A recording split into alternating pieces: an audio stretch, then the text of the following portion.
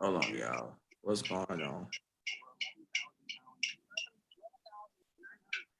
I have to refresh this.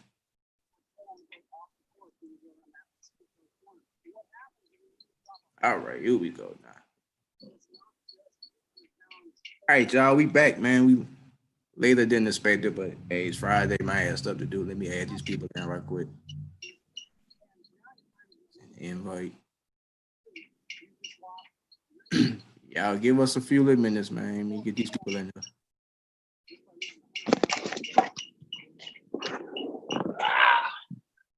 While you doing that, I could be typing this letter.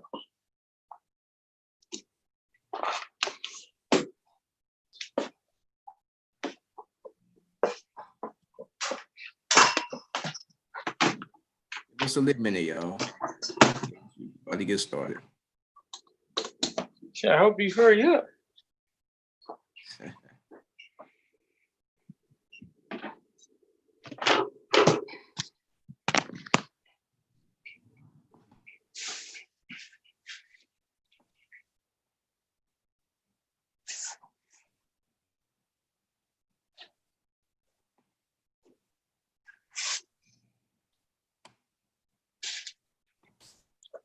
So now we just wait on them to come in.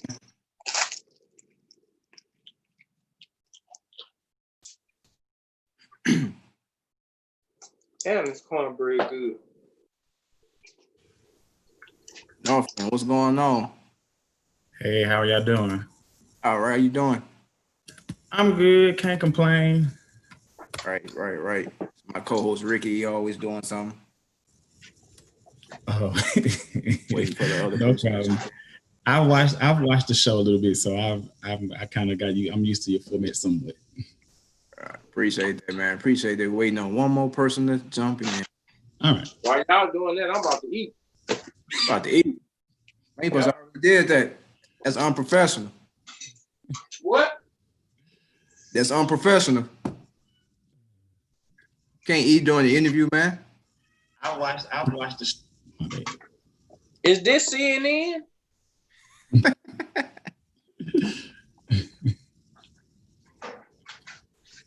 You better be glad I ain't sleep. Just a minute, y'all. Waiting on one more person. Also, y'all, it's going down in New Orleans tomorrow night. You got Kamisha Archie from the Golden Girls will be hosting a training camp. Yes. Tell them more about that, Ricky, why they waiting on this one person. Hold on, I'm getting my meat. Yeah, so while we waiting on this one person, man, we have our guest, man. Introduce yourself, man.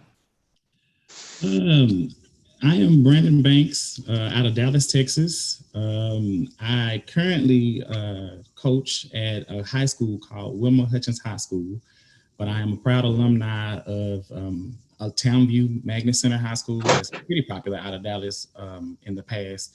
I'm trying to think what else. Oh, and I've also been on the popular show Bring It with one of the teams that was on there. Oh, okay. Man. Oh, Lord. Right. I never knew that. I used to watch Bring It. Dang, that's crazy. Yeah, I have a little history. What dance team you have?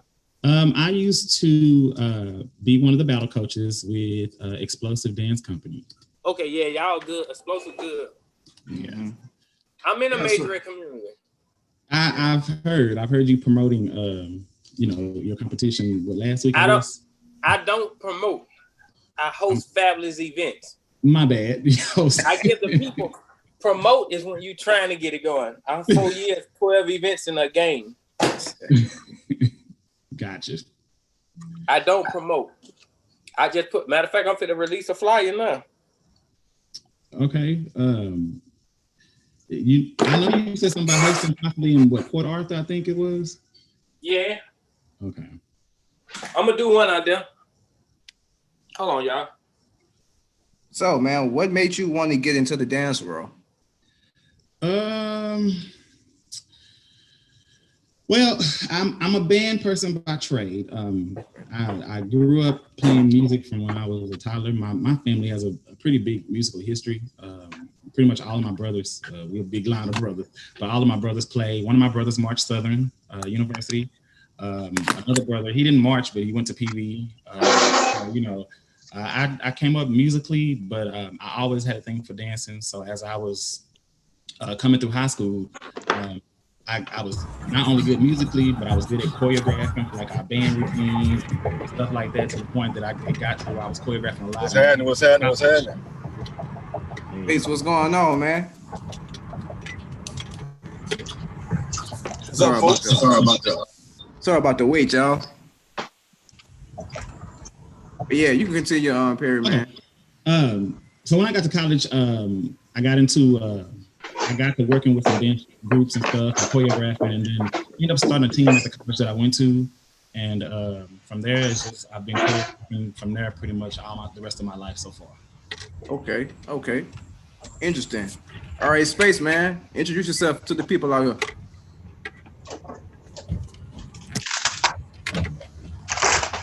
The hell you got pulled over? Speights, man, turn your mic on. Pulled over? We need record that. No, man, I can't do that. I can't do that. So, no, how has the dance world been? We are on General de Gaulle. Oh, man. Look like y'all got pulled over. Bro. I'm having some problems, fellas. Hold on. Let's see. Good, man. You good. There we go. All right. So, Speights, man, introduce yourself, man.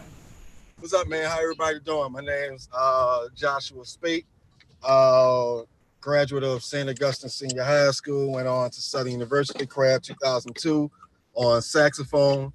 Former band director at Kip Central City Academy, Booker T. Washington. Current band director at Alice Hart Middle School down here in New Orleans. Okay. So, man, for the people out there that want to know, what made you want to be a band director? God, dog, my audio keep going in and out. Let me see. That's that St. Nog headphone. Hold on, I'm gonna log off and log back in. I'm having technical difficulties. I'm old, y'all. I'm old. Forgive me. All right, bro. All right, man. So, how has the dance world been treating you, man? It's fun.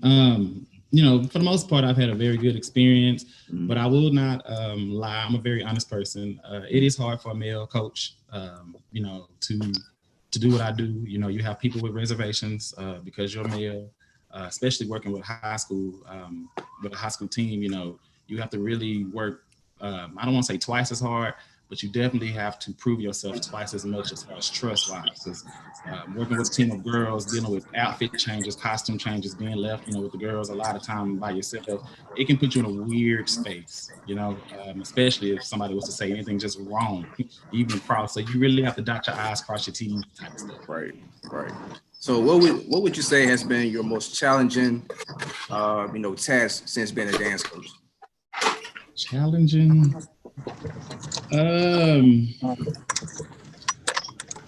I can say I have a lot of them, but I can say one of my experiences, and I don't try to bring up the show a lot, but preparing for Bring It was a very big challenge, because a lot of times during my time, when I was experiencing that, we would get like a week's warning before we had to go record. So coming up with new choreography, putting a show together literally in 2-3 days, putting assisting with that, putting new stands together so you don't see the same stuff on TV, just trying to rush and choreographically challenge your team, putting in long nights. That was challenging because you want to do well on the show, but you only got 3-4 days maybe max to pull it off, at the time that we were going, that I was with the team and I was doing the show. So yeah. Okay. So how was your experience Bring It? How did that come about for you? I was at the time I was coaching with Explosive when they first got on the show. I was one of the battle coaches along with some other people, and we had we applied as a joke, not thinking much of it, and actually landed the show. Went through the process or whatever, and it was weird because you meet with people, you were doing like Zoom, or not Zoom, but Skype calls with somebody that wouldn't even show their face, so you didn't know if it was real or not. But we went through the process, landed the show. They called us one week, and it was like, we want to tape this week, something like that. And we went to the show. We drove down to Mississippi, did the show, and Come on, Judah. came out of Dallas. That was the first time they ever came this far past Louisiana. They had pretty much been playing between Memphis and Louisiana. So we were the first team outside of those 3 states. One of the first teams outside of those 3 states to come outside of Georgia. Man, that's crazy. That's crazy. Okay, Speights, man. We're switching over to you. So what made you want to be a band director? Oh man, music has been in my blood since I started playing music. I started like when I was in the 3rd grade, and honestly, it's always been a dream, like going to St. O and following under Mr. Hampton, just saying like all the values that he instilled in all those young men that he's taught over the years. And then leaving there, going on the Southern and seeing the way Dr. Greggs operated, it was like, man, to be a band director is really not like it's work, because you're doing something that you love to do. You know what I'm saying? Dealing with music every day, all day, is cool. And then giving back to the kids, it makes everything worth it. But, wake up in the morning, deal with kids, and, trying to keep them out the street. Okay. So what would you say has been your most challenging task as being a band director? Funding and parents. Yeah, because funding, of course, the arts is like a lost cause down here in Louisiana. And it's sad because, especially here in New Orleans, with all of the greats that have come from here, but it seems like they don't want to invest, into the arts. And then the parents, I love them, but it's just that sense of entitlement. You gotta like say, man, like I'm here for the kids just the way you are as well. And, let me do my thing type format. Okay.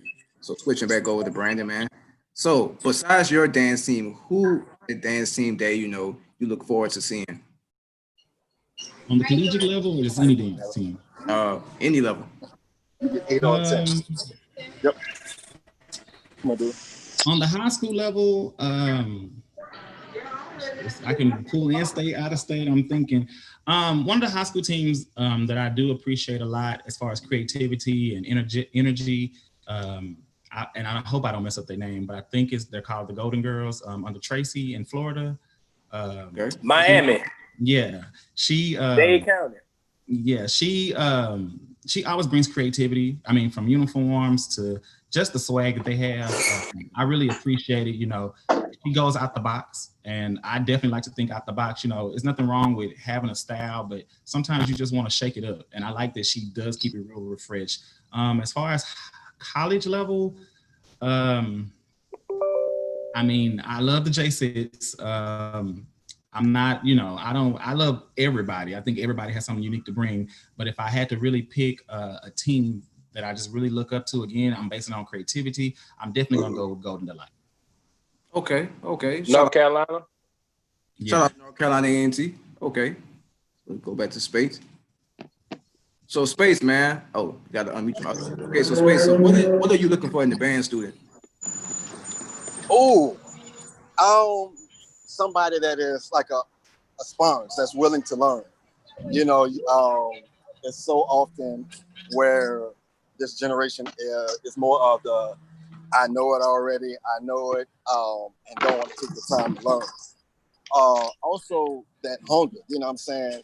I always hate to hear when people say, back in my day compared to, the current situation, but it was a different pride level, you know what I'm saying? You had those kids that were hungry, we would go home and we would actually practice, compared to nowadays, you have the students that they get on their horns for a minute and then go home and get on the game.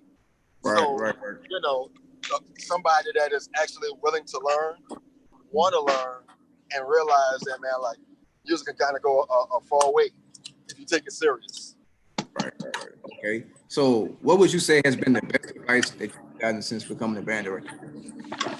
Hold on, let me get in the car because this dude got a Mustang and he being all loud. So, all right, what you said, bro?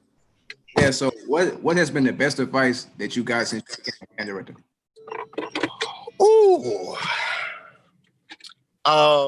Stay hungry. Stay hungry and stay humble. You know, Rome wasn't built in a day. So don't think that, you know, you're gonna have an awesome program just because you walked in the door. You have to the kids perform. All right, baby. The kids pretty much follow their director's flow. So if you go in there and you have, you half-ass, you don't give them that energy like, man, look, we about to be great, then they just gonna be like, well, all right, I'm gonna just give you mediocre. Mm-hmm. So if you, to stay hungry, to make sure that you're producing a great thing, that was one of my best advice that I got from Mr. Frog, Dave Wallace. Okay, so Brandon, man, same question. What's the best piece of advice you've gotten so far? To another director, you said? Yeah. Okay. Think out the box. I would definitely start with this. Just think out the box with your creativity and what you want to bring to your team. I know a lot of times we like to emulate those teams that have the popular name, and there's nothing wrong paying homage to them, or even want to maybe do some things they do, but you definitely want to set your own style and standard, and really push your team. You don't let no parents run your team. You don't let other things interfere. You stick your ground and what you want. I know there has to be a little give and take, but if you know what you are doing, and you have to remember you over the team for a reason. So you lead that team into the direction that you want to lead it to, because in the dance world, it's very cutthroat. So the parents will try to run you over in the competition world, in the the school world. You have administration and things, that will tell you this is what they want, this is what they want, but you're not teaching the team. I am. So I'm definitely going to bring the look and the style that I want to bring that's going to, do what it needs to do.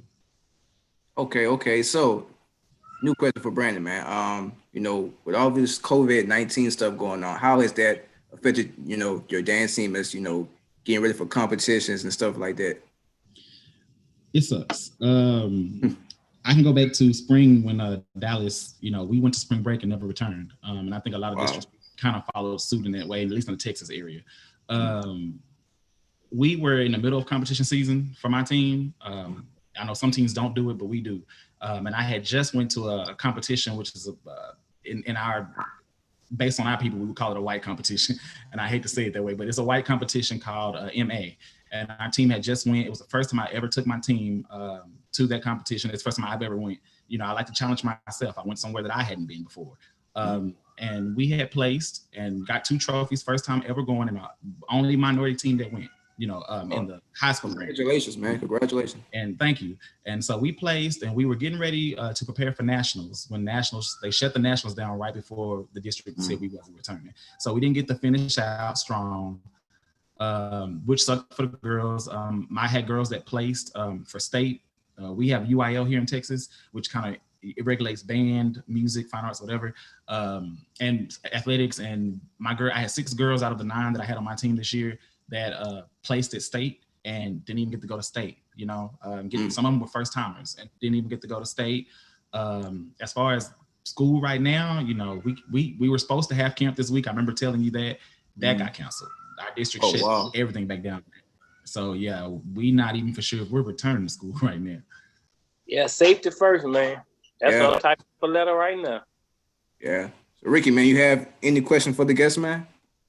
Oh man, I just want to say, hey, how y'all doing? Brandon, nice meeting you. I'm glad you're in the dance world on the high school and the competition level. I'm Ricky, Creative Thinking Productions in the Majorette community, also by Majorette Media in the high school, middle school, other side of me. Joshua Speights, man, what's happening?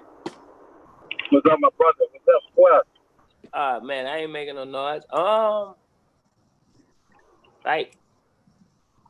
My thing is,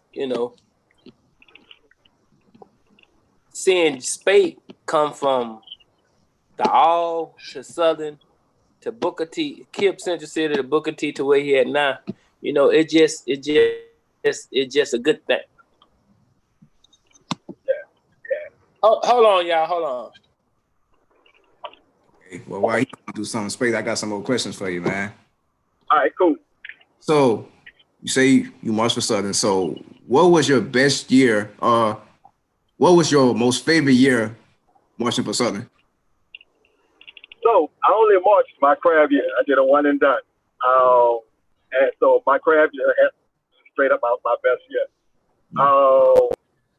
And it was really cute, man. Like when I say I had fun, I had fun. Of course, things go down, but man, like that was an experience like no other.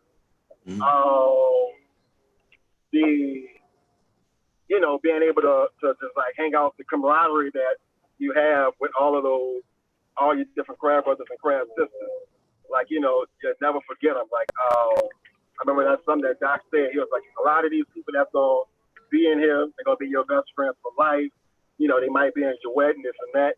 And it's true. I got a lot of partners, a lot of my crab brothers that like, we're still click tight. And that was over damn near 18 years ago. So just having that experience of Hey, y'all, my bad. I'm sorry, y'all. I'm sorry. Hold on, y'all. Good. Hello? Y'all can hear me? Yeah. Yes, sir. My question is to Spade. Then I'm gonna get to you, Brandon. Spade. I seen what you said dealing with funding and parents and the kids this generation. How do you feel being a middle school director, handling a situation between dealing with because most cities don't have active middle schools like New Orleans. New Orleans middle school game that took over the high school game. Correct. In a sense, because it's more entertaining. Correct. And the thing is, how do you prepare those kids on a day-to-day basis and say, listen, you got to get ready for the next level. You got to get ready for the next. How do you go about doing that day in and day out, knowing it's going to be a challenge? The way you do it is you have to kind of like break down your own thinking. As an adult, I've been playing music over 20 years, damn near 27, 28 years, playing saxophone.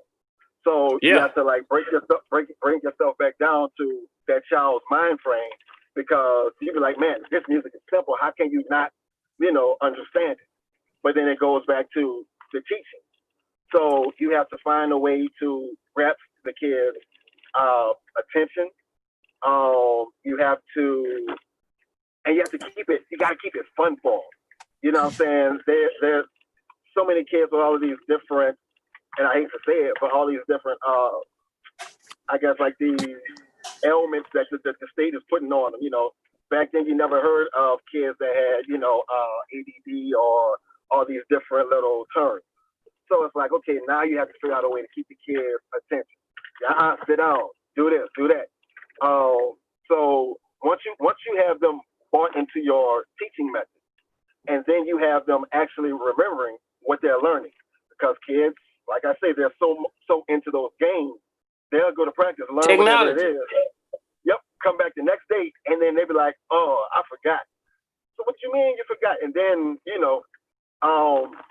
and also coming from middle school to high school, back down to elementary, middle, the art of teaching music, like having the kids actually read, is coming back down here in New Orleans. But, it was, for middle school, it was a struggle, because the kids just want to play the horn. They don't want to, learn all your different fingerings and stuff like that. So, I feel like I'm rambling. I'm trying to remember the actual question. But to keep the kids interested, you just have to have that drive to keep their attention, and then also have the patience to really, once they forget, you're going to have to go back over it the next day. Okay. Now, from a high school level, excuse me, I'm just hungry right now. I'm eating.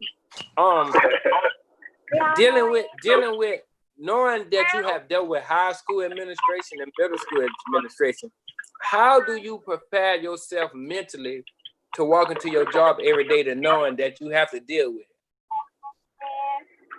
Middle school administration and high school administration is really not a lot different. Because at the end of the day, they are there to try to figure out what's best for the kids. It's a lot of stuff that they want. You just have to understand, you have to kind of deliver it. But like Brandon was saying earlier, you want this, but you're not in here teaching. So, you have to know what you want yourself. Tell the administration, these are my, tell her she could come outside. I'm sorry, y'all. You have to let them know your goals, and then they're gonna follow your flow. The thing is to actually have the administration buy into you, because a lot of times you can say, okay, well, I'm gonna do this, and then if you don't deliver, then they stop having faith in you, and then they're gonna start trying to intervene in what you're doing. So once you deliver the stuff that you say you're gonna deliver, they're gonna kind of back off and let you run your program the way it needs to be ran, if that makes sense. Okay. Brandon, making a transition from competitive majorette style of dance to the high school level style of dance, how would you say it was much more appreciative coming from one side to the other? Do you think the other side was more appreciative than the high school side, the majorette side? I wouldn't call it a transition because I actually was doing both at the same time, which was... Oh, it's a transition. A whole other story. There is a difference. I can say that dealing with high school level teams, there's definitely a lot of holdback as far as like what we can wear. Coming from competition where, putting on a two-piece, a sports bra top, and, the brief cut, bottoms for the girls is nothing. That's normal. Form-fitting stuff is nothing. But when you go into the public school world, and I'm in Dallas, Texas, so we are very Bible Belt conservative. Right. Our ways, our district is. We only have a few schools that do the show band style, unfortunately. And out of those schools, it was very competitive when I grew up. Those people didn't leave, and luckily, I'm in my mid 30s, and in that, it was a fight. I was assistant, but I was blessed to be an assistant for a long time to one of our local greats. And Original Fox, one of the Original Foxes, and was able to be an assistant to her. But working my way and fighting was there. But I definitely, with the uniforms, I say that's the biggest drawback. There's things we want to wear, and I know, like, when you look at schools like Louisiana, Memphis, even Georgia, when we look at those places and we travel to those places, Florida, when you look at the Texas schools, specifically Dallas, but definitely Texas schools, you'll notice our uniform game is not like theirs. And a lot of it is because of the conservatism, that we deal with and those fights that we have. As far as dance style, I've been blessed where I'm at right now to be able to kind of push the style that I want and the look that I want. I have gotten kickbacks even to this recent year where it was some drawbacks, but luckily I've had a supportive team and they understand what I'm trying to do. And what I always push in my agenda is that I'm preparing these girls for college. In Dallas, we don't have HBCU. Well, we have an HBCU, but we don't have one with a band that's here. So, we pull a course from PV in Texas Southern, which is 3-4 hours away, but, other schools that are locally around. So for me, I teach my girls, teaching style is a big thing, because for them to be able to compete with the people that are near those schools, that get access to those schools, we have to really push, because we have great dancers here, but without the training and the artwork, they're not gonna get there. Yeah. So what would you say to an incoming freshman that want to join your dance team? And also, Speights, what would you say to an incoming freshman that want to, like a fifth grader going to middle school that want to join your band? Go ahead, B. You can answer first. Okay, thank you. What I would say, definitely coming in as a freshman, eighth graders, you got to work. One thing about me as a coach, I don't expect them to have a lot. On my team, and let me give some background on what I'm going to say. On my team, I teach my girls how to twirl, how to do color guard, and to dance. My team is a triple threat. They do it all. So just like North Carolina A&T, they are a one-stop team.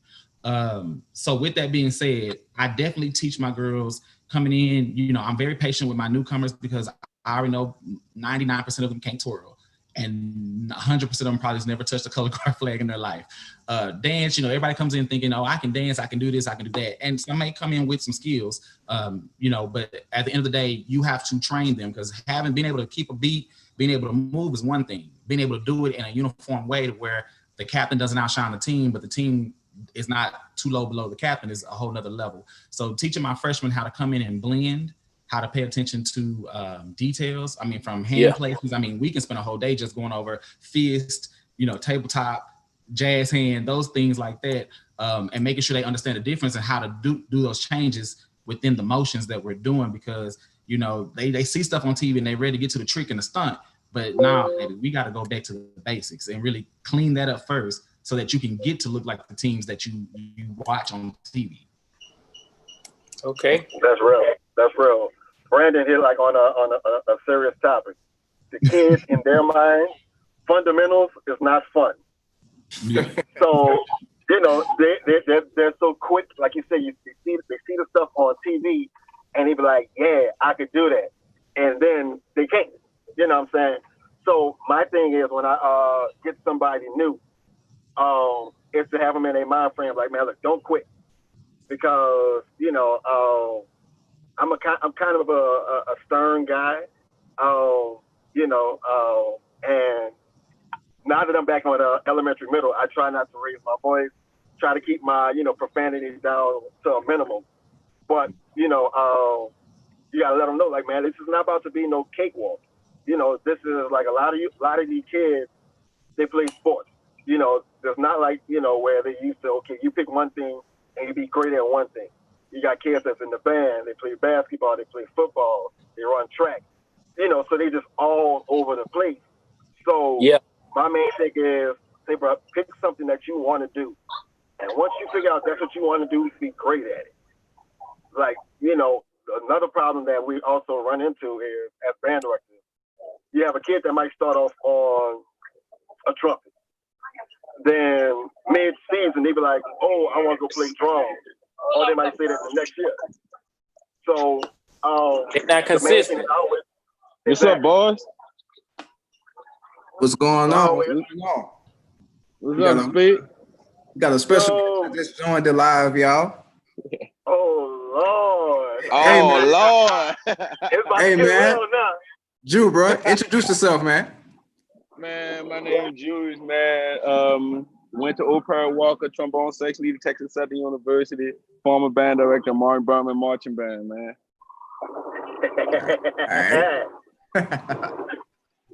Hey, I can stop asking questions. Y'all got the goats on here today. I'm just here for the knowledge. But now you know systematically, like me and Ju was talking earlier. Another and catch me out. Hennessy and Grandma Ye and Coke. Hey, Ju, you can't be doing 4 things at once, man. Either you gonna be interviewing or you're not. This man giving the food and everything, man. I'm about to be on my way home, man. I'm on my way home now. You can't be giving Kool-Aid juice. Man, you can't be sitting up there doing no drive-through interview, man. We don't want that. Man, y'all got to stay on the phone driving and talking. Hey, but I ain't got no beverage. Not yet. Well, we don't know that. Hey, you're right. Not yet.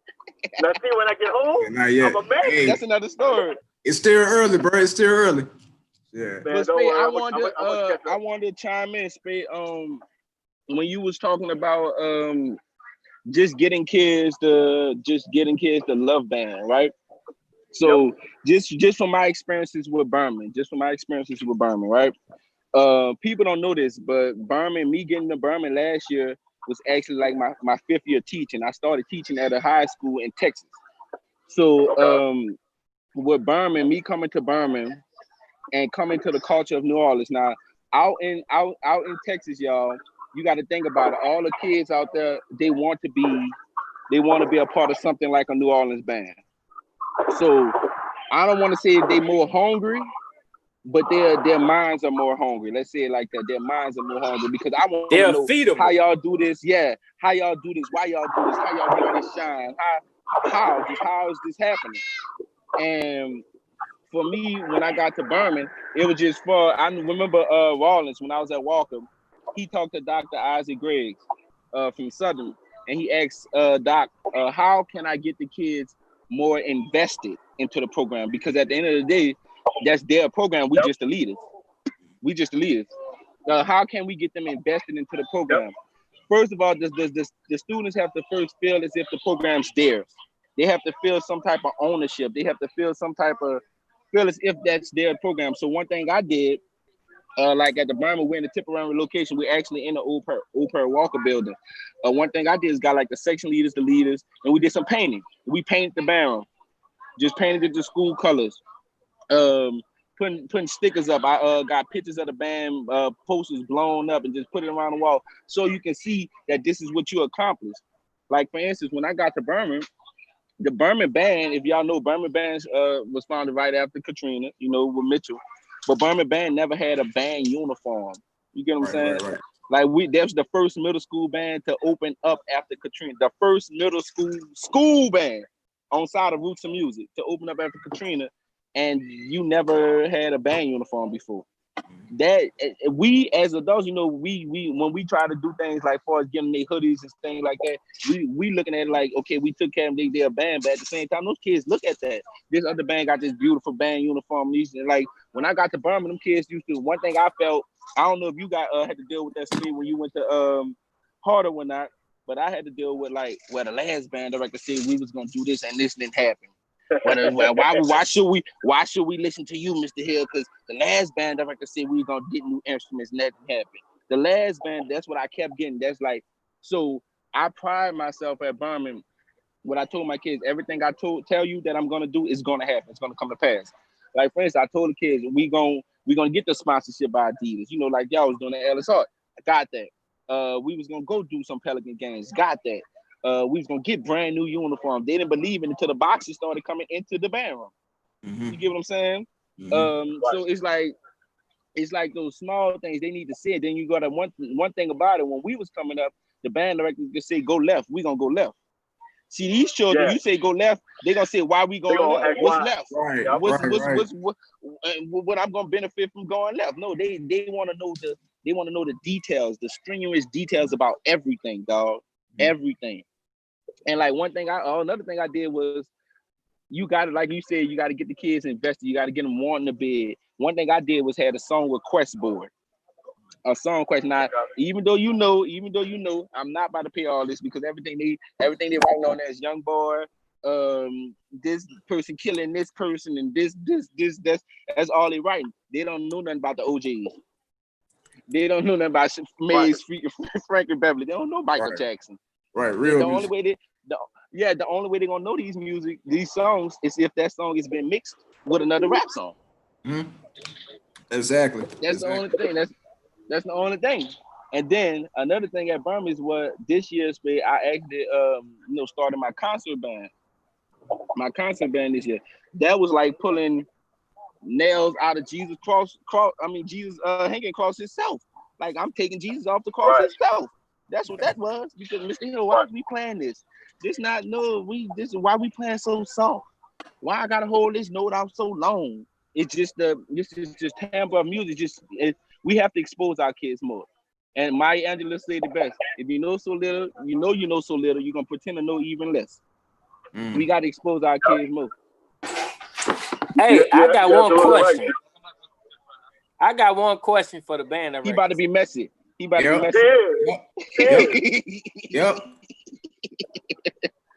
Go ahead, Rick.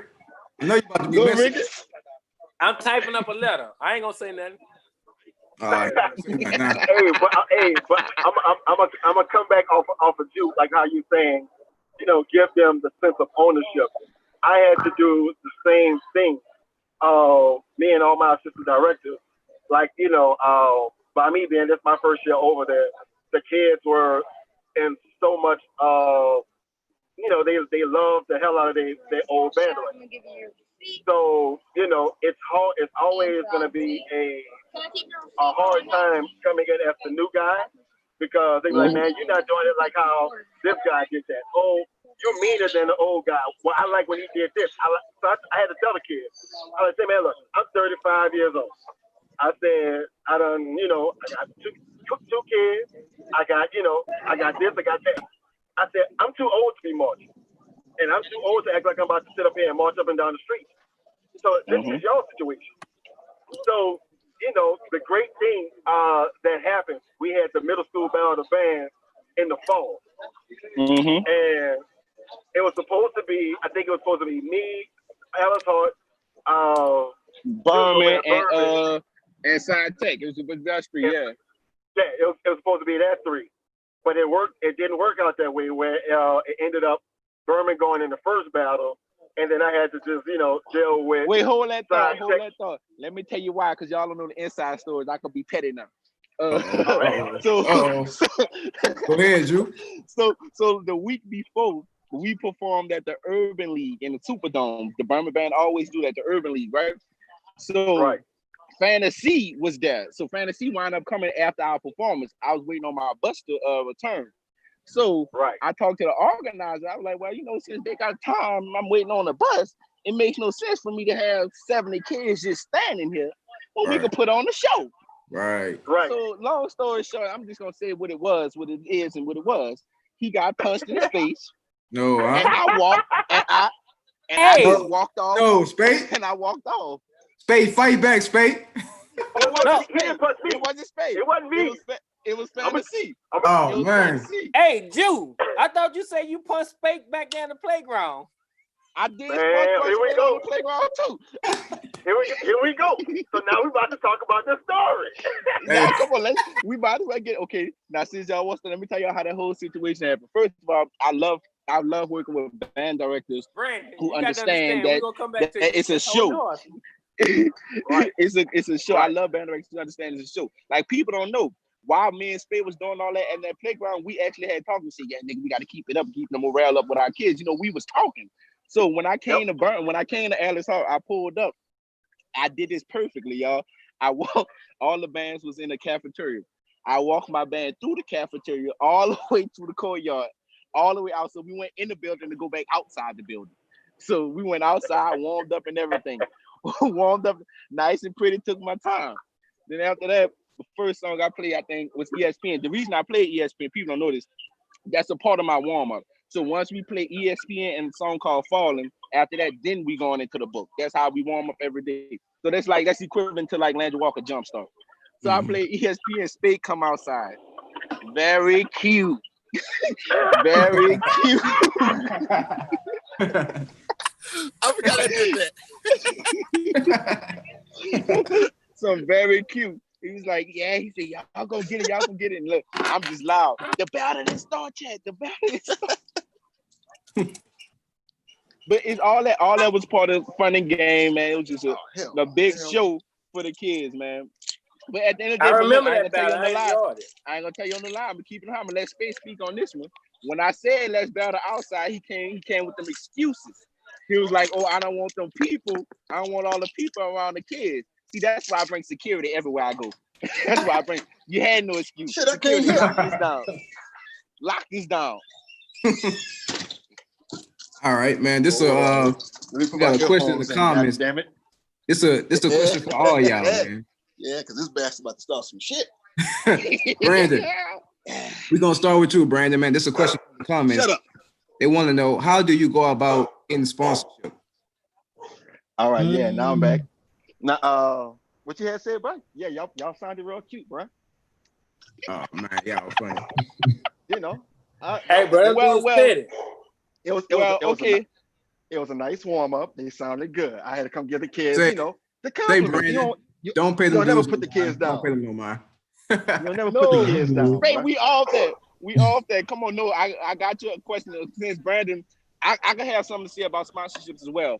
Okay, like for instance, Berman, I acquired three sponsorships this year. Well, two, because Elder Charter was already sponsored by Adidas. I acquired a sponsorship from Canes and Sonic, right? Now, one thing, this is how I acquired those sponsorships. one thing I learned from Mr. Rollins, a lot of performances that we did do, we didn't receive a check on it. Because one thing he taught me was, I don't need your money all the time. I need to know who you know. I feel that. I need to know who you know. I need a partnership. So for the Sonic, I did the Sonic Christmas Parade for free in Lafayette, Louisiana.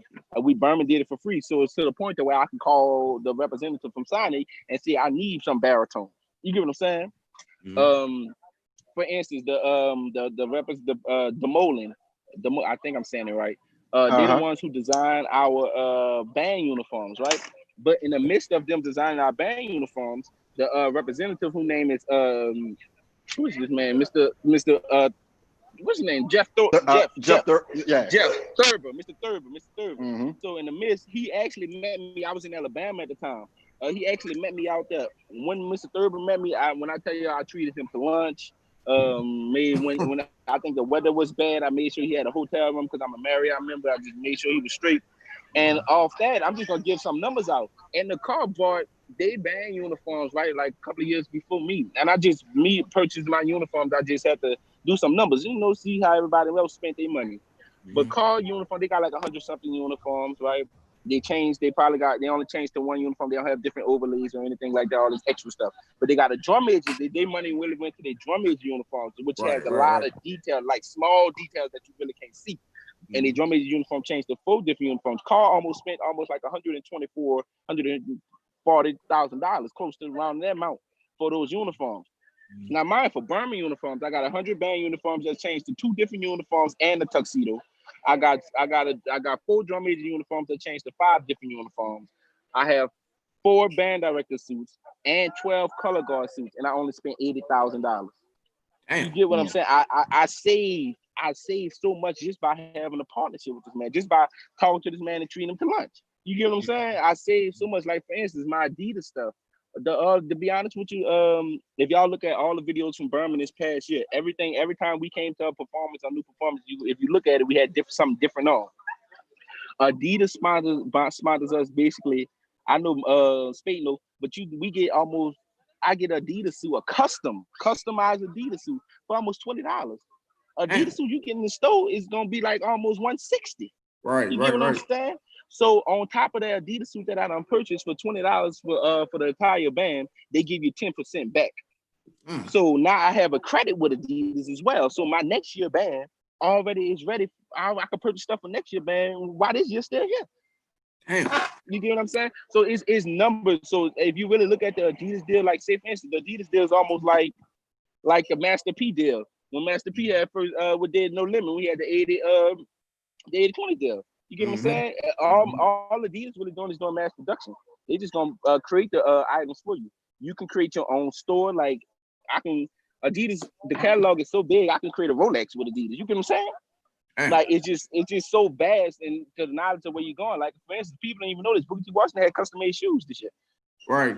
Yep. Like people didn't know that.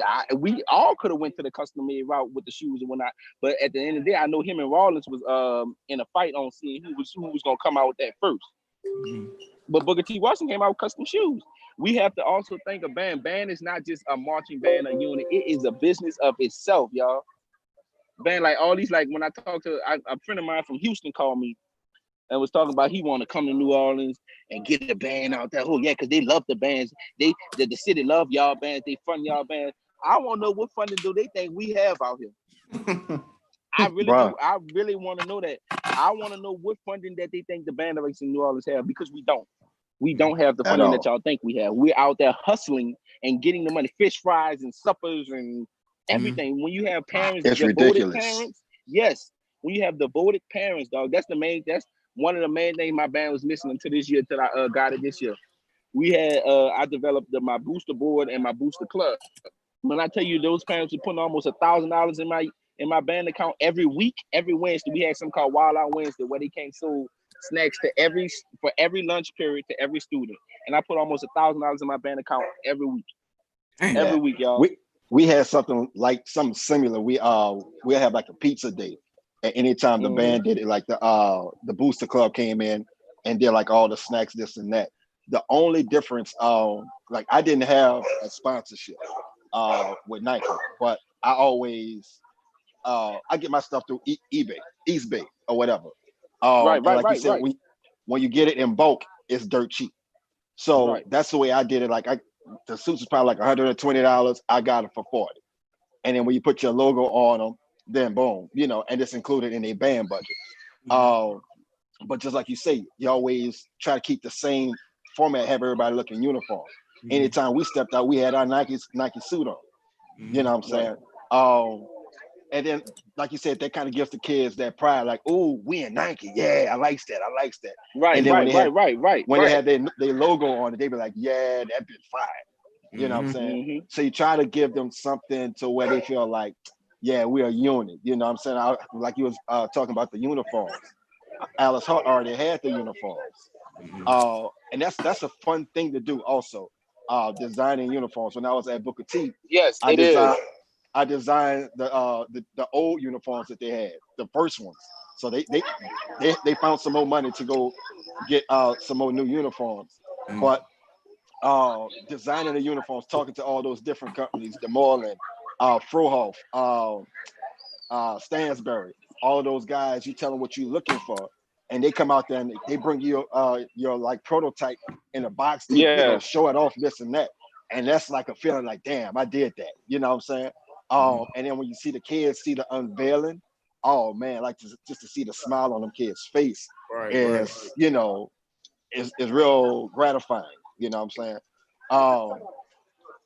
But back to how Berman tried to pull up on a yard. Man, stop that, man. I got a question for Brandon, man. I got a question for you, Brandon. So, how do you go about sponsorship? With the two high school programs that I've worked with, Band Booster definitely was a big part of that. They mainly, with the way we do things up here, they mainly reach out for sponsorships.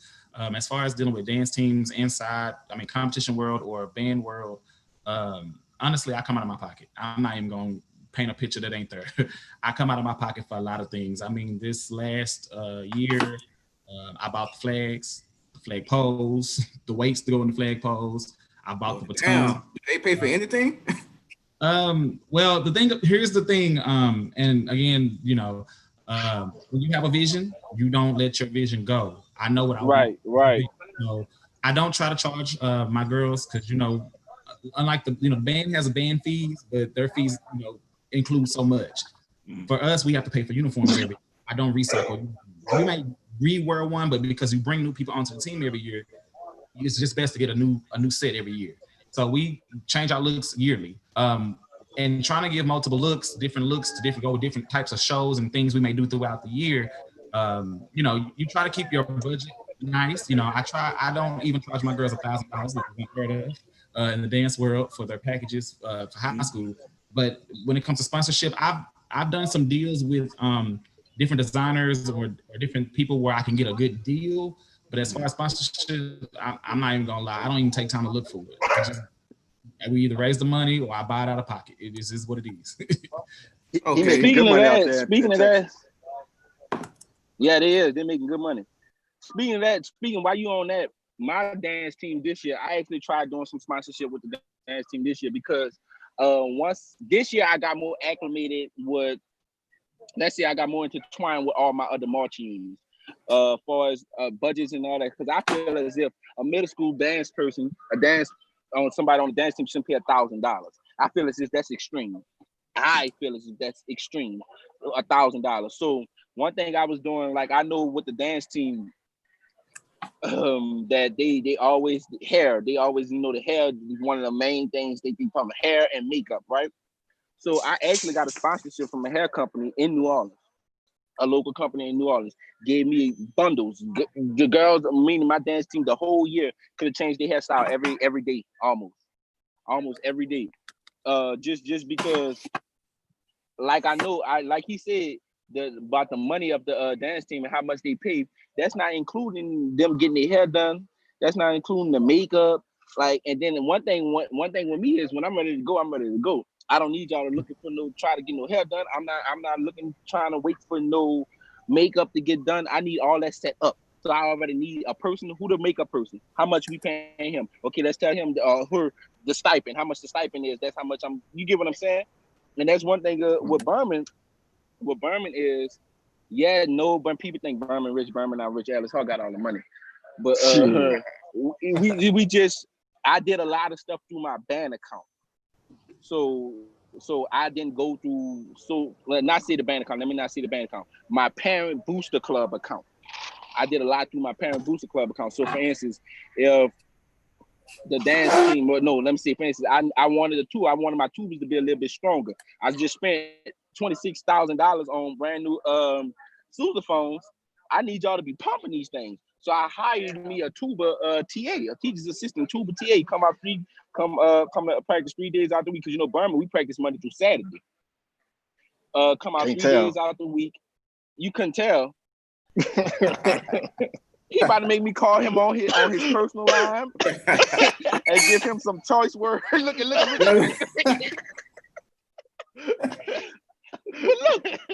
But look. Let's just keep it 100. Since we talking that speed, let's just keep it 100.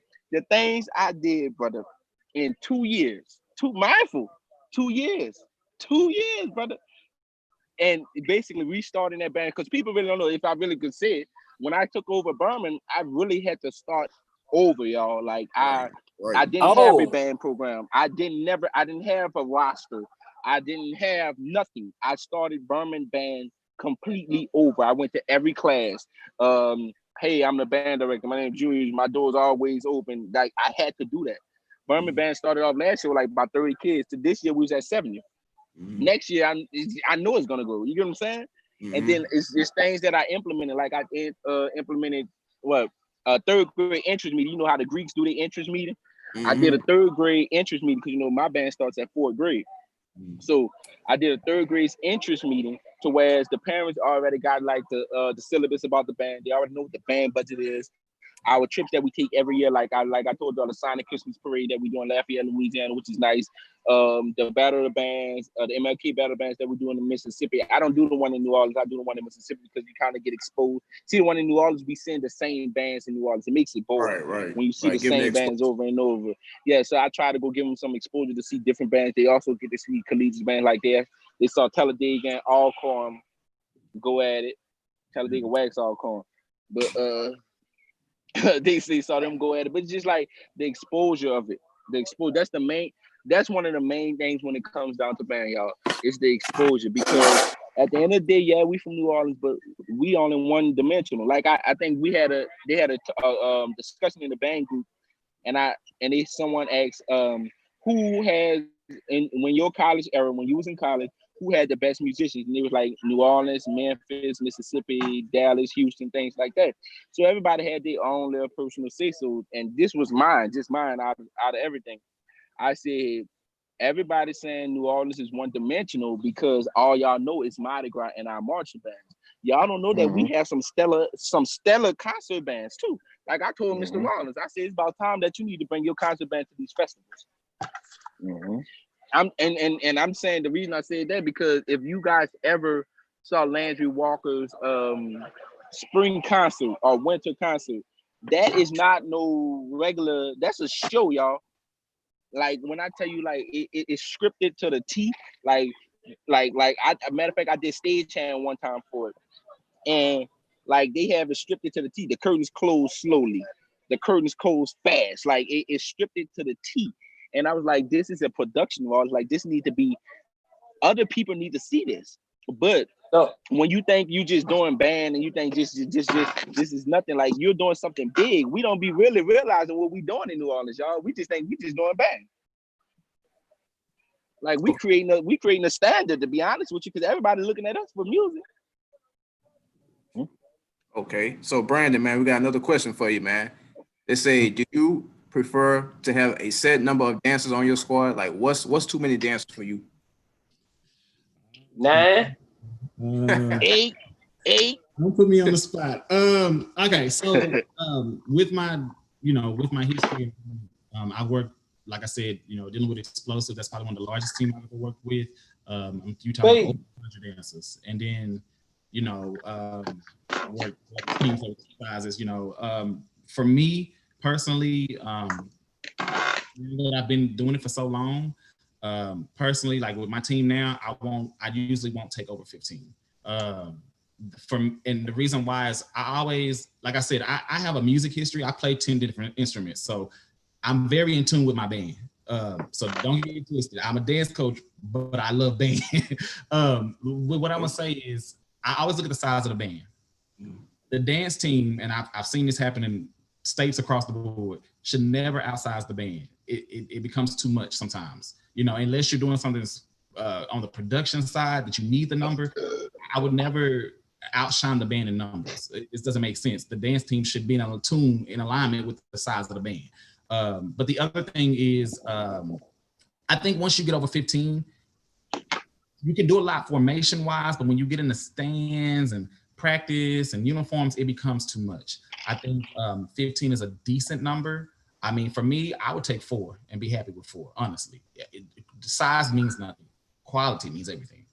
Right. Okay, so we have a question in the comments. This for all three of y'all. How do you develop student leadership within your program? I can take That's tough. I can take it first. For me, as far as student leadership, because I do teach English in the state of Texas, which is a highly tested subject, if you know anything about Texas state testing, I'm busy a lot. Not only do I coach the team, but I'm one of the go-tos in my school, in a matter. So I depend on my captains a lot, and the people on my forefront. What do I do as far as developing leadership for any team that I've worked with? I really show them what a leader does. And for me, that's modeling what it should look like when you run practice. There's a lot of times if you were to walk into my practice, you're going to see me literally leading the team.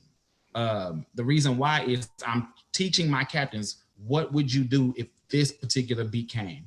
How would you do this move? If you're in a situation where you're having to go in a battle mode, what is your attitude going to be? How are you going to stand your team? How do you make sure your team is backing you up?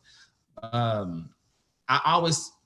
really stay in tune with my leaders as far as what I expect from them. One thing I do is I check the grades of all my girls. I don't care if you are a great dancer. If you are failing, you will not perform, period. If your grades are horrible, or if I see that your grades are declining, you're going to tutoring, and guess who's scheduled it? I did. So it's developing that leadership is showing them what a leader would do. I stay on them. They literally become almost like an extended child for me. They become a part of my family because my leadership reflect what I do. Because there are times where I literally will not make it to practice because I'm in a principal meeting, I'm at a tutoring session, I'm here. So I send a message out to my leaders. This is what you need to get done today in practice. And when I come, if it's not done, I'm holding you accountable. And so everybody will tell you, I don't know what you do with your girls, but they always at practice. If I say we practicing on Sunday, you better be at that school. And we ain't got no ifs, ands, or buts about it. Because if you want to be on this team, you're going to dedicate your time to this team to be what you want to be. Because when you said, I want to be a part of this, that means you now are on my schedule at all times. Okay. That's facts. I respect that. Okay.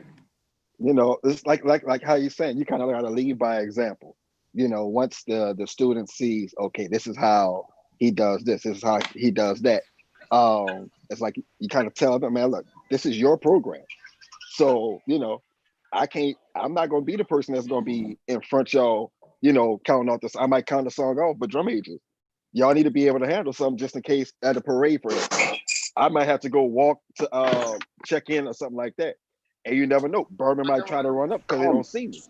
So, the drum majors got to be able to handle any circumstance. Like Brandon was saying, we might get called into meetings every other day. So therefore, when practice starts, you all need to know how to warm the band up. You know how to do this. Check for everybody's music folder. Again, same thing with grades. Alice Hart is real strict on grades. It's a school. So, before we even start practice, we have to have study hall. And administration wants them in study hall quiet instead of, working in groups and this and that. They want it like at a level 0. It's like that's school over. Let them study the way they can. If they're working together in a group and getting it done, that seems like that's good to me. But I might not be in the band room while they're doing study hall. Administration might walk in, check it out, and then we good. Because I always say, bro, I don't want to hear nobody fussing at me from administration. So this is y'all job. So once they realize, okay, yeah, we got to make sure we on this. 3:25, the drum majors blow the whistle. The kids start getting their instruments, and they're in their seat by 3:30, ready to work. You know what I'm saying? So you kind of let them know the things that you want, the way you can have a successful program, and how to handle different situations. And then you kind of let them, you give them a little inch or two so they can start doing it. And as the year goes on, they have it and they're in the flow with it. So therefore, it kind of like you can back off until it's time for you to pass out new music, go over stuff, clean stuff up. I definitely think just piggybacking on that, giving them an opportunity to lead. A lot of times, what I would do with my leadership is when we're faced with some of the decisions that we have to make, I'll pull my leaders to the side and I'll tell them what's going, what the scenario may be, and I'm gonna ask them their opinions. What do you think is best in this decision? It may not be what I go with, but I want them to feel like they have a voice and that they exactly get the direction in which we go in. Because when we sit down, I want my leadership to understand what it takes to make a decision. So that's from what we were in the game to how we're gonna look, what the hair should look like. You have to have a part in that say, but you have to understand why we're going to do it. Because developing the why we're doing it really develops the character and the leadership. To the point now, I have a captain who literally, I can let my captain run my team. I can never show up because my captain, they know my captain runs their team. If not as good as me, I do, better than I do. Because I've developed that beast to run a team. Exactly. Okay. Julius, man, you want to add to that? Yeah, I'm just gonna piggyback off of what Speights was saying. Like for instance, Berman, like he said, Berman is a school. At once, Berman was an 8 school, just like as Alice Hart, which was trying to rebuild that. But I had to start here like at the beginning of the year. Berman just got a new administration, new director of the school. Basically, everything was new. We have a policy to whereas, my policy was a 2.0. You have to have a 2.0, 2.5 to be in a band. But the director policy was you can't have a D in the class. So you can mindful, a student can have a D in that class and still be a 2.0 student. Right, which is crazy. A student can have an F in that class and still be a 2.0 student. But the director said no D's, period. So when I got my list from the data manager of the school, I had 35 kids. 35 kids that have a D of some sort. Now, mindful, that's depicted on if the teachers didn't put the grades in.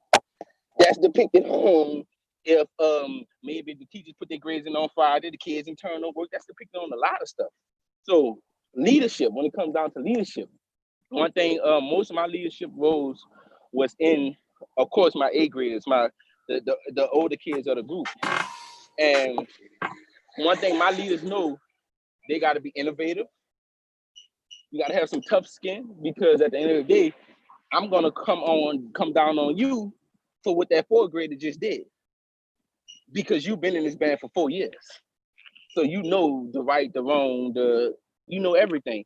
And then at the end of the day, I tell my band, we have a poem that we say at the end of practice. Be strong. We're not here to dream nor drift. We have hard work to do and loads to lift. Shun not the struggle. Face it, this God's gift. Be strong. That's something I break down to them every time. It's saying that you're gonna be faced with obstacles, you're gonna be faced with hurdles, you're gonna be faced with problems. That's what life is about. The thing is what you're gonna do to fix it, what you're gonna do to overcome it. That's my problem. I'm not a person of talking, I'm not a person of anything. One thing about my band is by the time Mardi Gras came out by Mardi Gras, from out of them 35 kids, I only had 4 kids on my list. And those 4 kids had IEPs, which is, kind of acceptable. If you really look at it, that's kind of acceptable. That's the people who has ADHD, those new terminologies that just all of a sudden came about. Because I know when I was in school, there wasn't no such thing as ADHD.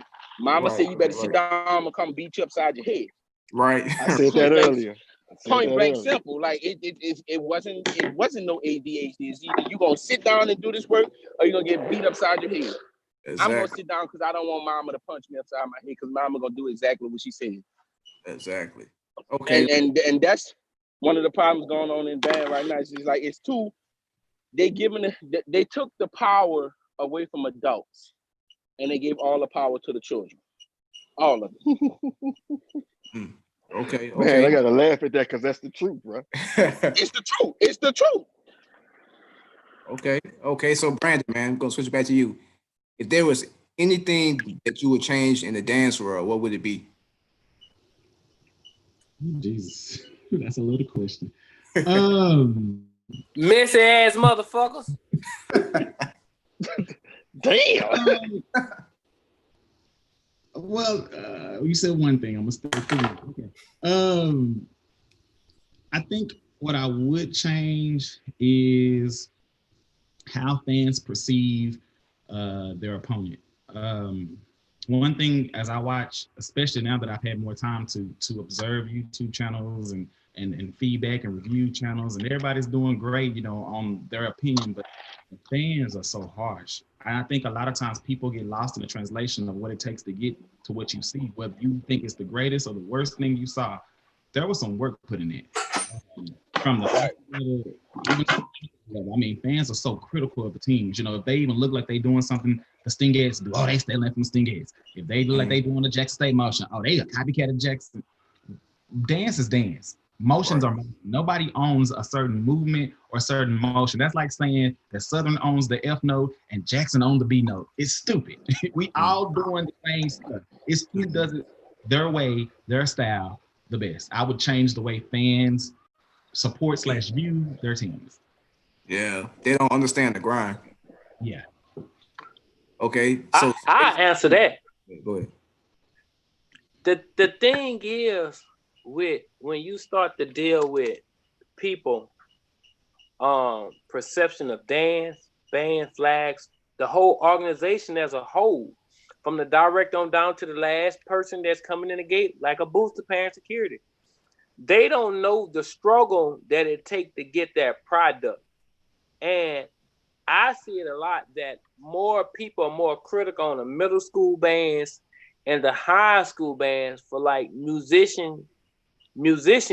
Like you might see a band make errors in a song, and they'll try to tear down those high school kids and those middle school kids, but turn around and accept it on the collegiate level. You get what I'm saying? Like it's more, you have more collegiate bands tearing up band arrangements that they practice in and practice out.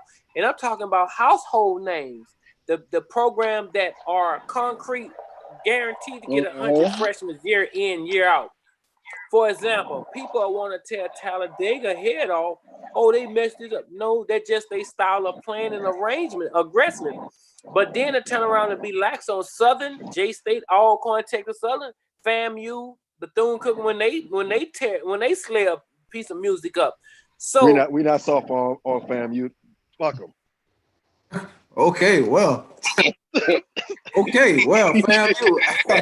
Hey, I don't have nothing to add for that. Hey, hot sauce.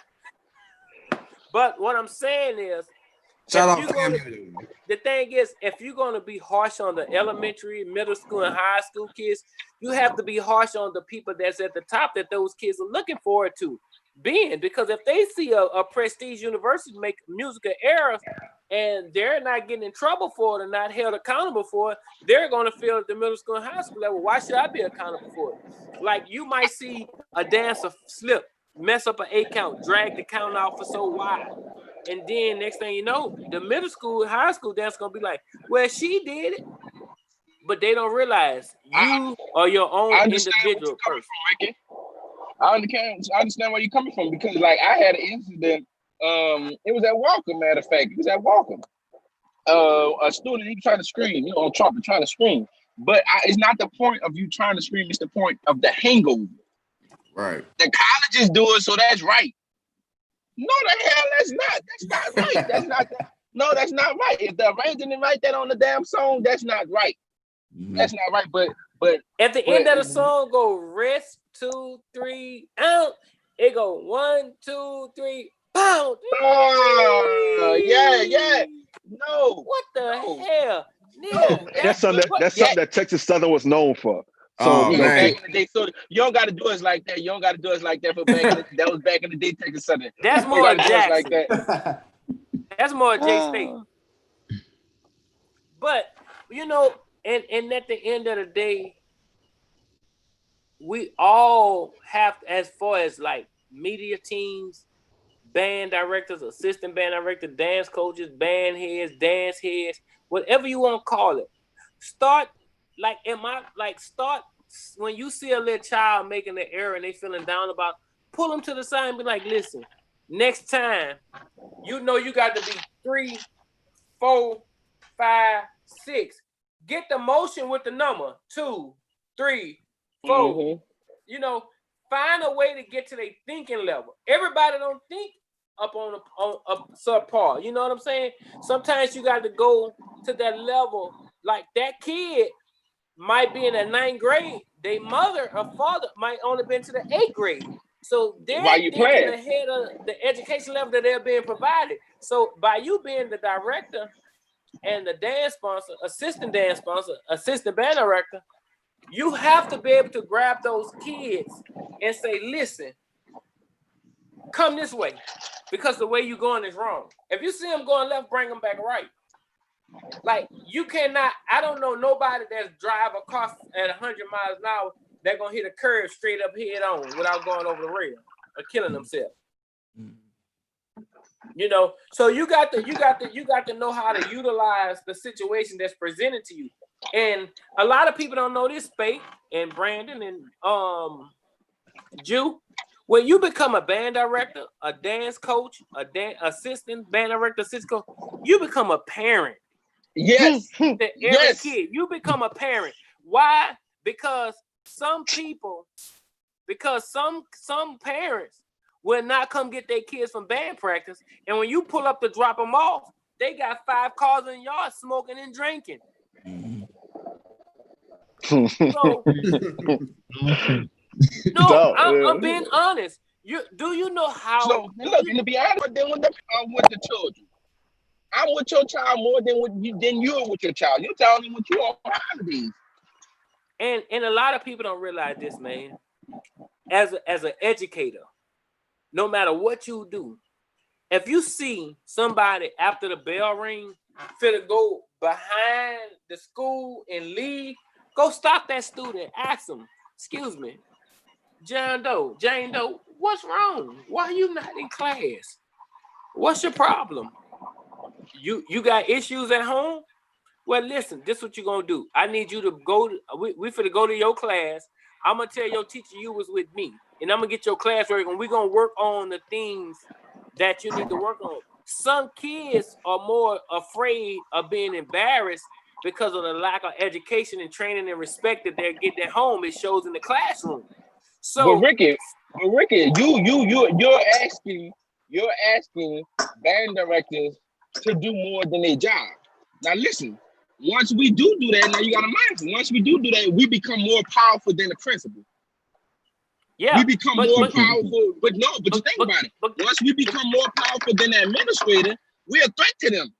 They don't look at us as the helpful person. But guess what, Julius? As an educator, dance sponsor, band director, assistant, whatever you may be, you reach out to the head director or to the principal, your boss, and be like, listen, I have kids that I need a program set up for in the next year or two to get them established on what they need to do because they're lost. Like, it's not about who's bigger than who's a threat to who. Save one child, save 3. Because for every 3, there's one that leads the pack of 3. You get what I'm saying? Every 3 kids, they got a leader in that group. So if you snatch the leader, the other 2 gonna follow him or her. I understand where you're coming from, Ricky. But look, like for instance, I'm about to just give you an example of my personal experience. Okay, this year at Berman, the Booster Club created like a mentoring program for the boys and girls, right? So the females, they had like they'll do a girl in the band, a girl on dance team, whatever girl that's in one of the marching units, and they'll have like a spa day or whatnot. With the fellas, I had barbers come. We done taught them how to tie ties and all that. But at the same time, when you tell this to the school, well, we didn't. Well, I don't think that's your job. I think this is social worker job. But listen, the head of a band director, I'm a social worker too, baby. I'm think about it. I'm dealing with the thing about it. If the child never marched, let's say, for instance, on my dance team, we had a student who family belief was a little bit different. You know, they was like, they're very spiritual family, but their belief was a little bit different. Like, for instance, they didn't believe in her putting on makeup. You know, she's on the dance team. You know, the dance team got makeup. So they didn't believe in that. They didn't believe in her getting her hair, like extensions in her hair. She had to wear her natural hair and things like that. So when they finally let her do it to be a part of the team, because that's what she wanted to do, she felt very uncomfortable, right? So once I talked to the my sponsor over the dance team, told her to like just talk to the girl to get her comfortable. That was like a lashback to the band staff saying we should have talked to a social worker. Well, a social worker is not right there, then and there. So she needs somebody to talk to her now. Matter of fact, it was at the Alice Hart Battle Band, the one that we had in the fall. Like, she needed somebody to talk to her right then and there. You get what I'm saying? I can't call a damn social worker here now. Right. Yeah. My young ladies, but it was sometime in the month. I'm gonna say this here. I understand where you're coming from, because when I went to Washington Marion, I went to Washington Marion in Lake Charles to do a band camp, like work with the band over band camp, summer band camp. I end up staying, like right now. We was in band camp right now, like around this time. I was supposed to stay 2 weeks and leave. I ended up staying there 3 years, but over the 3 years, I actually helped some kids. Like, I used to walk the school campus and find kids cutting, because I knew how I feel to cut school, because I did it. And my main focus was, me too. Listen, why you always out of class? Why you not doing what you got to do? Do this favor. Come follow me to the front office. Look, something going on, like early in semester, something going on with this student. They not like going to this class. Put them in band. All right, you in band, now you got to play a horn. Now you in band class playing the horn, guess what you got to do? You got to come to band practice. But Ricky, that's not that easy, dog, because you got to think about it. We're not just fighting against them trying class, we fighting against the street, dog. So I'm telling him, come to the office, man, nigga, what you telling me come to the office for, nigga? We don't know. I'm fighting against the street, dog. We not the band. And here's the thing. These middle school kids are tougher than the high school kids. And high school kids, thank you.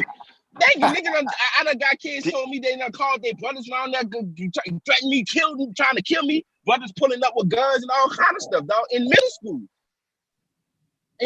Paul. Like, and you got to think about it. You got to think about these children, like they doing drugs, like they by them having the internet and having these games, these phones, stuff that we didn't have. We had the landline. We had the phone with the line so long it could go to every room. Exactly. If you on the phone too long, your mama pick up. The mama pick it up and say, "What y'all still on this phone?" Joshua, they have so much privacy, dog. Let me call Mr. Hampton. You know what I'm saying? We had dial-up, we had AOL. Yeah. Bell South. But guess what though, Ju? At the end of the day, you still have as a leader of a product that you got to put on the streets or in the stadium. You have to be that role model to every student. Because guess what? When you have those people around your student, like just because you have 8, like Alex Hart might have 100 kids, you still got another 103 kids looking. Right, because each one of them kids got a friend that wishing they was in the band, going to places and travel, but they don't have enough support to get them to that level. And then when you see them kids hanging around band, man, what's going on? Why you ain't in the band? You always out here. This what I'm gonna do for you. I'm gonna put you on a color guard. Tell your mom I'm gonna sponsor you. As an adult, if your color guard, hold on, y'all. I gotta go check on my mom. Hold on. All right. Hey, I'm a kind of say what like Ricky was saying. Like any student that I taught, whether it was at Kip Central City Academy, kids that's at Booker T, these kids that's at Alice Hart. A lot of them look at me as that father figure or uncle. You know what I'm saying? All of them know I'm not your friend. You know what I'm saying? So if I don't have a class, I'm walking through the halls, making sure everything's straight. I'm popping in and out of classes, checking on band students, and just like, you see students around the school that's actually going through stuff. Mm-hmm. So you're like, you hit them like, what's going on? And so I got two little girls at the school right now. They call me dad. You know what I'm saying? Because, well, shit, it's not even two. It's probably like 7 or 8. But, it's what's going on. Talking to them every day. Give them encouraging words. Man, look, you beautiful. Do what you got to do in class. Don't have that nasty ass attitude. Because the ones that had that attitude, they got some stuff going on at home. Stuff going on at home, right. The teacher's blowing it. Oh, I don't like this. I was like, say, bro, look, the reason why you have this rep with all these different teachers, why they go so hard on you, is because you have this nasty attitude. Mm-hmm. So if they be like, man, I don't like that kid, I'm gonna make sure they're gonna make you do your work regardless if you're nice or not. Right. Not if you're gonna be an asshole about it. We adults, we gonna be an asshole right back to you. We're gonna give you the same energy. So I said, man, look, go in there, do what you gotta do. Don't say nothing. And then you good. I always told my students, I was like, say, bro, what y'all fail to realize, going back and forth with a teacher, you will lose. Right. You will lose every time. I said, I've never seen a student that they did something wrong or they might not even have done anything wrong. And they say, you know what? I'm sorry. You're right. I'm wrong. And just shut up. I ain't never seen them get detention. Never seen them get suspended. Nothing. So it's like sometimes you just got to suck some of that stuff up and just be like, and just roll with it. Right. All right. So Brandon, man, we got a few questions for you, Brandon. What dance squad would you say is your biggest competition? Locally or in what context? Just overall. I'll just stay in the local range. One of the people that is a legend, I guess, here in the Dallas area, she was one of the original Orcheses. I love her. I go to her advice all the time. It's Miss Iris. We call her Miss Iris. I won't give her whole name, but she teaches at Lincoln High School. Okay. He has the Purple Flash. They've been a pretty legendary team for many years. She's one of the people that I look to. I mean, not only is she somebody I can go to for advice or to talk to as far as competition, but she understands competition. And the reason I'm gonna bring her up is because I've competed in the competition world. I've also competed with her in the high school world. And she's one of those, she may be old, she's got a little years on me in the game, but she definitely knows how to bring a punch, surprises, the wow factor, uniform. So she's somebody like when we compete against her, you got to be on your A game because she's not gonna take it soft on you just because she like you. If her team is ready, she gonna come in for the kill. Okay. So we have another question for you, Brandon. Let me add him back in. Okay, so the second question is, what other groups do you like competing against? What groups would you like to compete against that you haven't faced yet? Competing against locally, I love competing against, as far as in the high school world, Lincoln again would be one, and SOC. SOC is fun. Their coach is good. She was a Fox, and she's fun. They have a really good style, clean, and a lot of energy. And there's girls on there that I've coached over time too. So, I mean, I know some of the girls on the line. Those two teams are definitely two teams that I definitely look out for when we compete. Another team that I definitely respect a lot, we haven't competed against them because they're bigger than us, is Kimball. Kimball is where the Fraser is. She's the director over Explosive. That line definitely has a lot of energy, a lot of fire. And, again, one of those teams you got to look for. As far as teams I would love to compete against, I'm a person, I like to go into the grease and see if I get burnt. So I would love to compete against I know it'll never happen, but if we ever had an opportunity to do so, I would love to compete against McKinley Pantherettes as a team, just because style-wise, creativity, energetic, I definitely want to see kind of where you place. It's not always about winning to me. Sometimes it's just putting yourself out there and seeing how well you'll do. Will y'all come to Baton Rouge? Probably never. All right, because I'll make it happen. Right. But, McKinley Pantherettes, I've had the opportunity to compete against Whitehaven before, so that that was fun, and them a beast. Them a true beast. But it was fun to have the experience. Again, I'll go back to Golden Girls in Miami. I would love to put my team against them, just because it definitely going to show them a different look, a different style.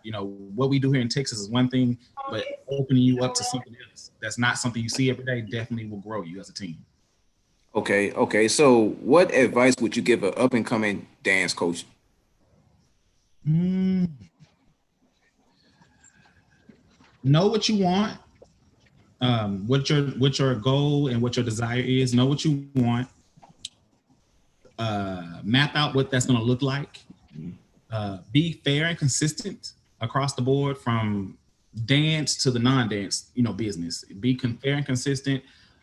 Definitely have a strong background, a strong team behind you, what you need to support you. Build relationships with the other coaches. Doesn't mean y'all are best friends, but one thing about me is I don't do quarrels with people. If I don't like you, I don't like you, and I'm gonna leave it at that. You'll never see me have a combative disagreement with you in public, unless you really cross that line with me. Right.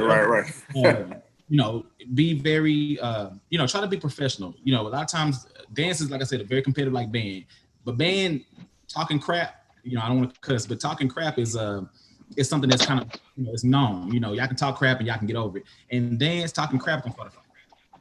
Period. It's a whole other level. So definitely want to make sure that you have that camaraderie, that you have respect, and camaraderie with your community, other dance community, and lean on each other. Sometimes we do teach each other things and keep each other in the loop to help our teams run. Yeah, we compete against each other, but we're also a family. And if we're against each other, you're not going to be able to survive in a city where people don't like you. Okay. So, question for Drew and Speights, man.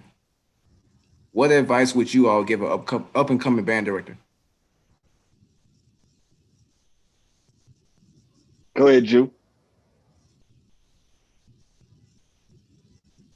All right, so he on mute. Advice. You want me to go first, Speights, since I'm the youngest? Yes. Yeah, go ahead. Go ahead, Ken. Y'all can't. Okay, so up and coming band director. One thing I say, I started teaching at 19. I started teaching at 19. I would tell you, run your band how you envision it. Go get it, because it's not a no. Hey, go through the front door.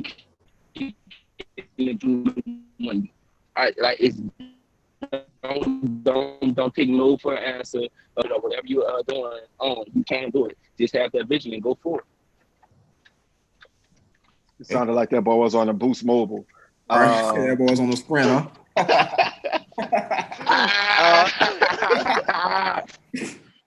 But like pretty much, I think if that's what he was saying, your vision, whatever your vision is for your band. If you want to, have a style like Jackson State, I think Christopher Herrero is genius for what he's done at Etna Carr down here in New Orleans. I might not, well, it's not a might. I definitely do not like anything about Jackson State. There it is. But what he has done for Etna Carr at bringing that style down here was genius.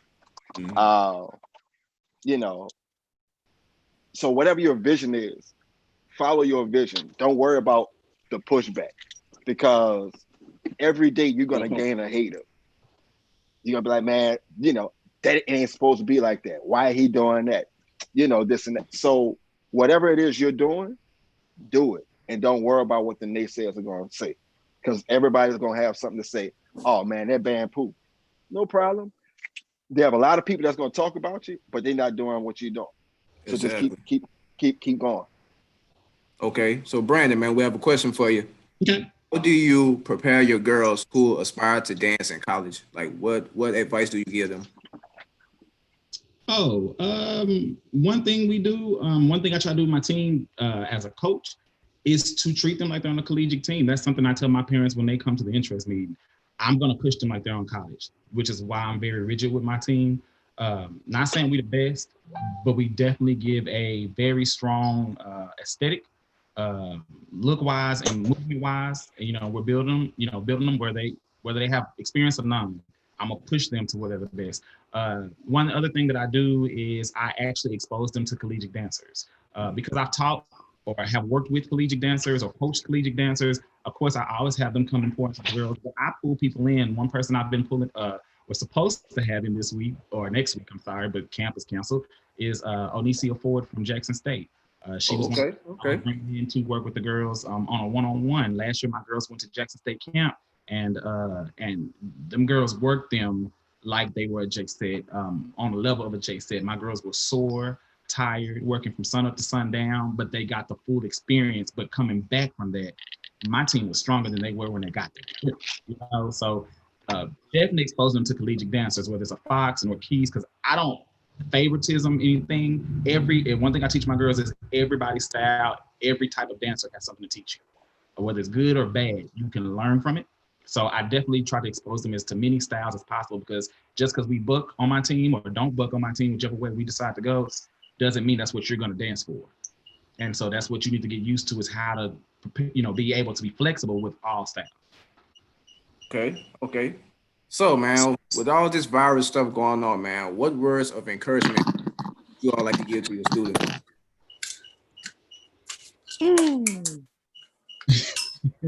I'll start. It's been hard, especially like last week, having to break the news to my girls. Canceled. We're really looking forward to it because this is the first time they've ever been this long away from me. And the time this has been my second year at the school that I'm at now, and this is the longest that these girls have not seen me in the 2 years that I've been there. As far as physically, trying to encourage them, just to mentally stay in a healthy place. One thing that I do, we have a app that we use, a group app that our band uses, and in my app, in the part of the app that we have for the girls, I send daily encouragements, weekly encouragement, video messages, and even, hey, here's 2 new things I made up, learn it, send a video back. Just something to keep them motivated and just not completely off the pathway of where we want to go. Like I said, like I guess it's Speights said, I hope I didn't mess up your name, but you good, bro. Trying to build that relationship, but being the father figure to your students. I don't claim to be a father, but I know I definitely am a father figure to a lot of my dancers and my students in general. And so talking to them, send them a text message. If I know they're going through something, trying to coach them through the situation as best as I can without crossing the line, just trying to make sure, you staying in tune with them and keeping them motivated to go on. And I know camp was a big motivation to them. And when I said no, the messages were all cry faces, because they were looking to dancing again, getting back together, having that bond. Right. There. Right. My words of encouragement to my students is wash your damn hands, wear the damn mask. Straight like that. Just straight like that, bro. It's everybody we going through it, like we want band practice just as bad as the kids do. Just you want band practice, you want dance practice, you want to get back to the norm. But in order to do that, you have to stay safe. I wish that I was able to pass out my instruments to the kids, because I've been, working on a master plan to kind of still have practice at home and figure out a way where we could do it using technology. But you got safety first. You know what I'm saying? Because I don't want to be around you and you hacking and coughing and you give me that stuff. Yeah, I might be daddy, but daddy will take his belt off. You know what I'm saying? So staying in constant contact with all of them kids. It's different coming from the high school, going back down to the elementary middle, because these are babies. Right, You know what I'm right. saying? The high school kids that, what's up, Unc? All right, cool. This is what we're gonna do. And they let it go like that. These little kids that have iPhones, they want to FaceTime you in a group all the time. And you be like, say, bro, look, leave me alone. I hate that some of them have my number. You know what I'm saying? So, but you still want to at least like check in on them. Y'all all right? Good. Now leave me alone. I'm doing adult time. But it's that father figure, man. Don't do that. Don't go out there to the park. Y'all trying to go play football and you hit somebody, you don't know if that boy got the Ronas or not. Right. So stay inside, wear your mask, put your wash your hands and just chill out. Let it pass over. That way we can get back in the studio and really grind. Okay. And bust Berman ass again. Dude, man, what you gotta say, man? Oh, that don't have to do with me. I'm gonna tell you. Okay, I would tell you stay vigilant on your instrument, on your craft. Let's stay vigilant in your craft. Yes, this pandemic is going on. Yes, it's a scare. Yes, it's an uncertainty. We don't know what's next. When is normal. Boy, are you talking on straight talk? But one thing we can do, and all the dances, all the things, doing your stress, all of the 8th graders. That boy talking on cricket, huh? y'all, on my phone. I just got to my house. T-Mobile. I just tell them to stay vigilant on the instrument, and we're gonna keep going, man. Just keep going. Just stay positive about the situation. That boy talking on a landline. All right, man. So this is our last segment, man. It's called "Get It Off Your Chest," man. Is there anything that y'all want to get off y'all chest that y'all haven't expressed yet? It could be about anything, man. I'll let Brandon go first. Oh crap. I don't really have so much. I don't have a lot that I just necessarily need to get off my chest. Just be true to who you are. And I'll just leave it as there. Be true to who you are. People in the dance world, band world, whatever world you want to be in, can very much be gunning for you. Somebody always wants to replace you in a sense, and there's nothing wrong with that. You always want to reach for the top, but be true to who you are. Just because somebody cuts you don't mean you have to cut them back. You have to be, stay true to your character and what you show. What you bring to the table will prove itself, and if it doesn't, then that's not the right place for you. Okay. Speights, I know you got something to get off your chest. I know. Is Julius he back off that off his little whatever? You got service, Jew? Off their land. right. No, but in all serious, man, get off my chest. I would like to kind of like what we talked about earlier, as far as the crowd, the fans, when they witness a battle, or they see like the videographers, they put it whatever video on YouTube, and the bashing of the kids. Like, oh, he played a wrong note, and you might not know the level of the talent that child is on. You might be like, oh, well, Alice Hunt sounded better this year, or whatever, just different negativity. Because you never know, the kids might go back and they're gonna read the comments more than us adults. And then when they see it, the negativity from adults is breaking down the kids. Right. You know what I'm saying? And parents don't see that. And then you be wondering why there's so much hostility in the crowds, because they're like, oh, there goes Shaquan 5411, the one that commented on the post. And there's a whole lot of unnecessary beef. So I understand like having the comments on some of the videos on YouTube, but I think like for the middle school wise, videographers cut them comments off. That way, there can't be any negativity from the outsiders. You know what I'm saying? It is what it is. The video is going to tell you, that Alice Hart bust Berman ass twice this year. But, so it's no need for the comments. Okay. I know. Oh, damn. This man. Oh, Here. there you go. Oh, there you go. Now watch. Jew, man. We gotta fix that audio on that landline, bro. Oh, let me see. Let me try to get him on here.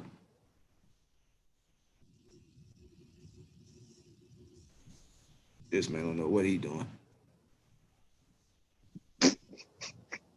Boy, your camera off and your audio off. You ain't pay that bill. Right. Oh, well, we got another question, y'all. They say, do you guys feel videographers should do more quality control over footage that they put out? Meaning, you know, just putting out everything so that it's saving some stuff.